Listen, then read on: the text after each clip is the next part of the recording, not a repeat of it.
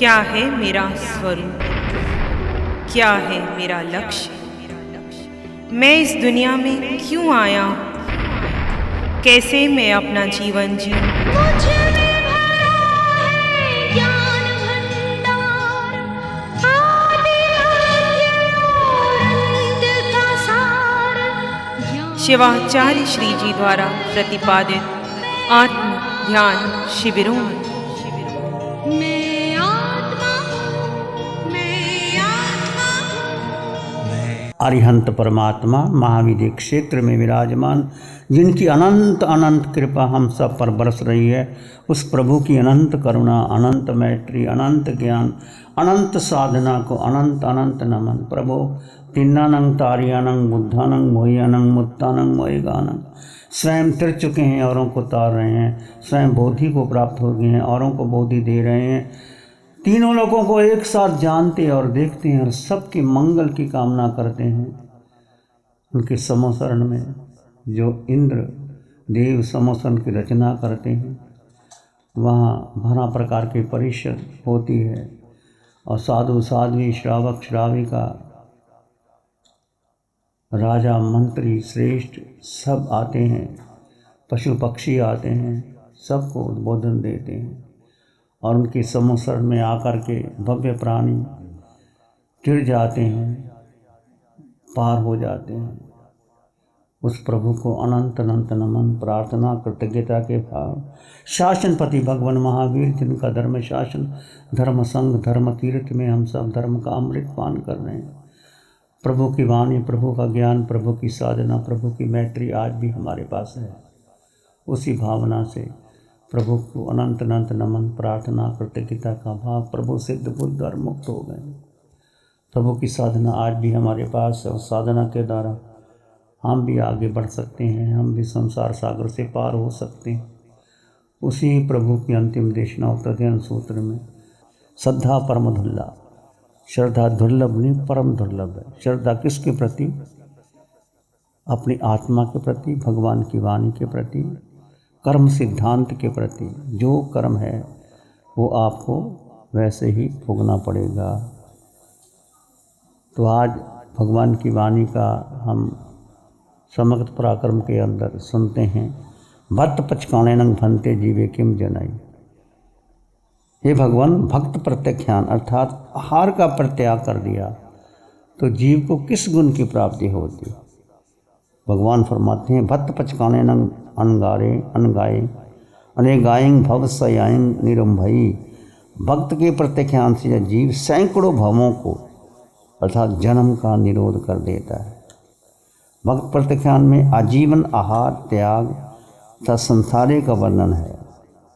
संसारा अंतिम साधना का उत्कृष्ट स्वरूप है।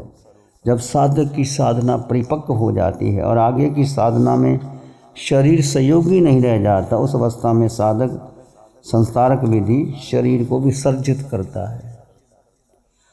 भक्त प्रत्याख्यान द्वारा शरीर का विसर्जन करना और आत्महत्या, कुछ लोग संसारे को आत्महत्या मानते। पीछे केस चला था इस भक्त प्रत्याख्यान को लेकर के कि ये आत्महत्या है, ऐसा नहीं होना चाहिए।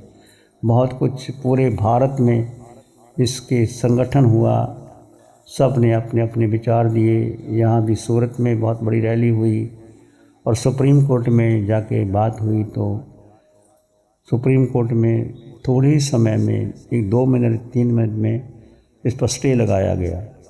तो ये आत्महत्या, कुछ लोग जो अज्ञानी लोग या इन दर्शन को नहीं जानते, वो आत्महत्या ही मान लेते हैं कि वो आत्महत्या करना ही।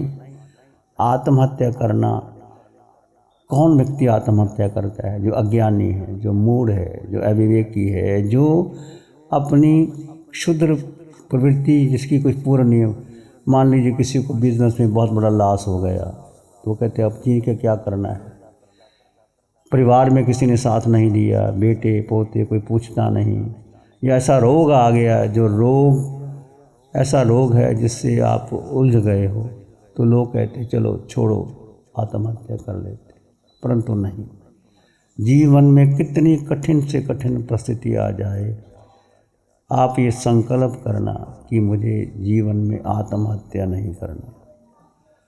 एक बार आत्महत्या करने से एक जन्म नहीं, जन्म जन्म बिगड़ जाते हैं। जब आत्महत्या व्यक्ति करता है तो वो शांत मन से कभी नहीं करता। क्रोध, अहंकार, ईर्ष्या, किसी के प्रति द्वेष, दुर्भावना, आर्त रुद्र ध्यान में ही होता है ये आत्महत्या। जब आत्महत्या करता है, कैसे कई बार देखते हैं विद्यार्थी, किसी के नंबर नहीं आए तो जाते हैं पंखे पे लटक जाते हैं, आत्महत्या कर लेते हैं। किसी को किसी के साथ अफेयर होता है, उसकी शादी नहीं होती, वो मिलते नहीं, आत्महत्या कर लेते। ऐसे हज़ारों केस मिलते हैं और एक बार कुछ कर लेते हैं, ज़िंदगी में जन्म जन्म पछताना पड़ता है। कभी भी आपने सोचना नहीं, किसी को प्रेरणा नहीं देना। अपने बच्चों को भी शुरू से कह दिए, बच्चे कोई भी परिस्थिति जीवन में, कभी भी कोई परिस्थिति आ सकती है, घबराना नहीं। जीवन मिला है मानव जीवन। कभी आपने देखा कोई पशु, कोई पक्षी आत्महत्या करते हैं? पशु पक्षी को देखा आपने, उनको भोजन भी नहीं मिलता, चारा नहीं मिलता। आप देखते हैं गाय को भोजन नहीं मिलता, पशु पक्षी को कौन भोजन देता है? रात को बैठ जाते हैं वृक्ष के ऊपर और सुबह उठ के चले जाते हैं, घूमते हैं, कहाँ कहाँ जाते हैं और कहाँ दाना होता है वो चुग लेते हैं। इंसान कहते हैं बहुत बुद्धिमान है, बुद्धिशाली है, पशु है। ये तो कहते हैं ये पशु है, ये तो गधा है, ये तो ऐसा है। जिसको हम ऐसा कहते हैं वो कभी पशु पक्षी आत्महत्या कभी की? सुना कभी किसी पशु ने, किसी पक्षी ने आत्महत्या कर ली? भी क्या करना जीवन नहीं। एक मनुष्य ऐसा प्राणी है जो बुद्धि का दुरुपयोग करके अपने जीवन को समाप्त कर दे। तो सोचना, आत्महत्या ये बुद्धि दुधारी तलवार चलती है। बुद्धि चाहे तो ये बुद्धि के द्वारा इंसान कितनी इन्वेंशन करता है। आज के विज्ञान, आज का जो अनुसंधान है, ये बिजली है, ये पंखा है, ये सारे प्रगति के साधन है, जो नोबेल प्राइज़ जिनको मिले हैं, जो विश्व में कीर्तिमान स्थापित किए, जो बुद्धि के द्वारा वैज्ञानिकों ने साधना के द्वारा किए। परंतु बुद्धि यदि उल्टी चल जाए तो उल्टा घुमा देती है, तो बुद्धि दोबारा चलती है। आपके जीवन में भी कोई ऐसी घटना कभी घटी होगी, मान लीजिए घट गई, कोई आपका बहुत, जिसको आप अंतःकरण से चाहते थे, अचानक चला गया। कोई हो सकता है, बेटा, पत्नी, बेटी, आपके स्वजन, जिसको आप बहुत चाहते थे। तो कई लोग देखते हैं जब वो चला गया तो मैंने जाके क्या करना है, जब धन ही नहीं रहा तो क्या करना जी करके। जब उसका एकमात्र सहारा था, एक बेटे का ही सहारा था, वो चला गया। ऐसे कुछ कई तरह की परिस्थितियाँ जीवन में आती हैं। जिंदगी उत्साह से जिए, संकल्प से जिए, साधना से जीवन को जिए। और जब भेद विज्ञान की साधना मिल गई तो उसके ऊपर कोई है ही नहीं, शरीर का भरोसा गया, कुछ भी नहीं। हड्डी मांस रक्त का ये शरीर, क्या भरोसा है। जब जन्म लिया था, छोटा सा शरीर, 1.5 किलो की खोपड़ी, 2 किलो की, जब माँ के गर्भ में आए, माँ की अनुकंपा, माँ का प्यार, माँ की ममता, पिता का दुलार, आपको चलना सिखाया, उठना सिखाया, बैठना सिखाया, सब कुछ सिखाया। फिर बच्चा बड़ा हो करके माता पिता का ध्यान ना रखे, रखना ही चाहिए। माँ है, पिता है, भाई बहन है, तो संकल्प, किस बात का संकल्प करना चाहिए अपने जीवन के बारे में कि कैसी परिस्थिति आ जाए। धार्मिक व्यक्ति वही होता है, कैसी परिस्थिति आ जाए जीवन में कंपन ना हो। कोई परिस्थिति आई है आज भी आपके जीवन, दोष किसको देना? बोलो, जीवन में कोई परिस्थिति आ गई, अपना कर्म सिद्धांत कि कभी जीवन में ऐसा कुछ नहीं करना, कुछ भी हो जाए। धर्म से ओतप्रोत जीवन होना चाहिए, धर्म कुर्बान कर देना चाहिए धर्म के लिए जीवन, उसी का जीवन सार्थक होता है। अब हम देखते हैं श्री राम के पास क्या था, राम वनवास में चले गए, 13 वर्ष तक ठीक रहे। आगे ऐसी स्थिति आ गई, सीता चली गई, लक्ष्मण मूर्छित हो गए। क्या भरोसा था। पर फिर भी राम ने संकल्प किया कि नहीं, सीता को वापस लाना है। एक तरफ रावण, जिसके पास सोने की लंका, जिसके पास अक्षय सेना, रावण के आगे सब दुनिया, और रावण को मिलना, बीच में समुद्र था, एकदम जा भी नहीं सकते थे, समुद्र को पार करके जाना था। जैसे आप लंका में जाना चाहे, लंका एक अलग द्वीप है, भारत अलग द्वीप है, समुद्र में जाना पड़ता है। तो राम के पास क्या था? हाथी घोड़े नहीं थे, सामने त्रिखंड विजय रावण था, संसार के सर्वश्रेष्ठ साधन उसके पास थे। राम के खाता अकिंचन था, भिखारी था। तो रावण सर्वसंपन्न था, मध्य में विशाल सागर था, जिसे लांघ कर ही रावण को पहुंचा जा सकता है। स्पष्ट है कि राम की स्थितियाँ कोई महत्वपूर्ण नहीं थी, विपरीत थी, विकराल थी। परंतु क्या श्री राम निराश होकर के बैठ गए? उन समस्त दुर्गम स्थितियों को परास्त करते हुए, दुर्लभ संसार सागर को लांघते हुए अजय रावण को अपने अपराध के लिए दंडित किया। और कैसे कैसे राम के साथ राम ऋषियों मुनियों के पास गए। ऋषियों मुनियों ने उनको बहुत अस्त्र शस्त्र दिए, सेना दी, हनुमान मिल गए। ऐसा वीर भक्त, राम भक्त हनुमान जहाँ जाए तो लंका को लांघ के चला गया और सीता मैया के पास चला गया, सीता को संदेश दिया। रावण को जा कर के झकझोरा कि तुम ये क्या कर रहे हो। जब जब ऐसी परिस्थितियाँ आ जाए तो किसका सहारा लेना चाहिए? महापुरुष। राम राज्य विपरीत से विपरीत स्थितियों को पीछे नहीं हटते, कभी निराश नहीं होते, अपनी बुद्धि और आत्मबल से समझौता करते। तो जीवन एक अमूल्य अवसर है, एक विलक्षण उपलब्धि का साधन है। जीवन में हमें शरीर में क्या है जी अपने पास? ये 3.5 हाथ की काया, 3.5 हाथ की काया में आपके पास क्या है? बोलो क्या है? एक आत्मा। यही आत्मा, यदि आत्मा की साधना की जाए, कुछ भी करो, जीव को, आत्मा को एक लक्ष्य बना करके जियो। चाहे आप व्यापार धंधा करो, चाहे आप भोजन बनाओ, चाहे आप भ्रमण करो, कुछ भी करो, एक आत्मा को स्मरण करके करो।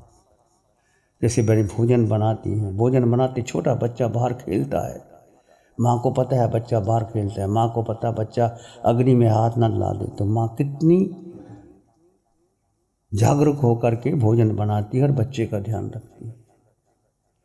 एक डॉक्टर ऑपरेशन करना होता है, कैसी सब कुछ ऑपरेशन थिएटर में कैसे वो सब कुछ बताता है, और हार्ट का ऑपरेशन करता है, किडनी का करता है, कितना कुछ उसको सावधान रहना पड़ता है। एक पलक भी छुपा नहीं सकता। यदि मान लीजिए डॉक्टर ऑपरेशन करते करते आंख लग जाए, कुछ हो जाए, तो उस पेशेंट का क्या होगा? पूर्ण जागरूकता से करते।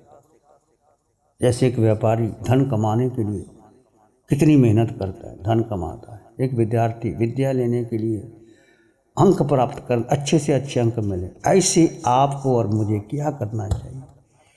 मेरे पास आत्मा का धन है, मैं 8 गुणों से संपन्न परिपूर्ण आत्मा। आत्मा स्त्री नहीं, पुरुष नहीं, छोटी नहीं, बड़ी नहीं। आत्मा का रंग नहीं, रूप नहीं, वर्ण नहीं, गंध नहीं, रस नहीं, स्पर्श नहीं। एक आत्मा, आत्मा के सिवाय कुछ नहीं। बस आत्मा को लक्ष्य बनाओ। चाहे धन रहे ना रहे, चाहे कोई बेटा बेटी परिवार का सदस्य साथ दे ना दे, कौन साथ देता है? सब अपने उदय कर्म से साथ आएंगे। साथ भी नहीं, एक संयोग मिला है। जैसे आप रेलगाड़ी पे, हवाई जहाज़ पे, बस पे सफ़र करते हैं, आपको पता है कौन सा आदमी आपकी सीट पे आके बैठेगा और कब चला जाएगा। रेलगाड़ी में बैठे हैं, रेलगाड़ी चल रही है, और कोई आदमी आपके पास आके बैठ जाता है, आप बातचीत करते हैं, दोस्त बन जाता है। स्टेशन आता है, आदमी उठ के चला जाता है, फिर वो देखता ही नहीं कौन बैठा है कौन नहीं। ऐसे आप हवाई जहाज़ की यात्रा करते हैं, बस की यात्रा करते हैं या पैदल ही चलते हैं, कोई आपके साथ मिल जाता है, खूब बातचीत करते हैं, आपका दोस्त बन जाता है, पर कब तक साथ, जब तक वो मार्ग पे चले तब तक साथ। ऐसे जीवन है। ये परिवार, ये संघ, ये समाज, ये राष्ट्र, ये बच्चे, ये पत्नी, ये क्या है। नमो अरिहंतानंग, नमो सिद्धानंग, नमो आर्यानंग, नमो वज्रायणंग, नमो लोय सब सावनंग, धम्म मंगल मुखिठम अहिंसा संयमो तबो, देवावित्तं नमं संति जस धम्मे श्यामन। श्री चत्तारी मंगलम, अरहंता मंगलम, सिद्धा मंगलम, साहु मंगलम, केवली पाणत्तो धम्मो मंगलम।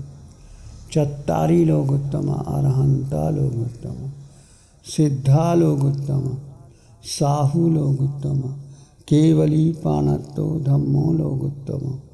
चत्तारी शरणं पवज्जाम, अरहंते शरणं पवज्जाम, सिद्धे शरणं पवज्जाम, साहु शरणं पवज्जाम, केवली पाणत्तं धम्मं शरणं पवज्जाम। चार शरण दुख हरण जगत में, और न शरणा कोई होगा। जो भव्य प्राणी करे आराधन, उसका अजर अमर पद होगा, उसका सदा ही मंगल होगा। लग्जरी, कंफर्ट, शानदार view, park Inn by Radisson hotel. अपनेपन का एहसास, यहाँ बिताया हर पल आपके लिए होगा खास। यहाँ के अमेजिंग रूम्स, बैंक्वेट हॉल, तमाम प्रकार के प्योर वेज जैन फूड। जिंदा दिल लोगों के खूबसूरत शहर सूरत में रेडिसन ग्रुप की स्टार रेटेड लग्जूरियस होटलों में सबसे अग्रणी है Park Inn by Radisson hotel. एक बार अवश्य विजिट करें। सूरत अडाजन में Park Inn by Radisson hotel. Project by Sumeru group, Shri Babulal Mandot, Surat.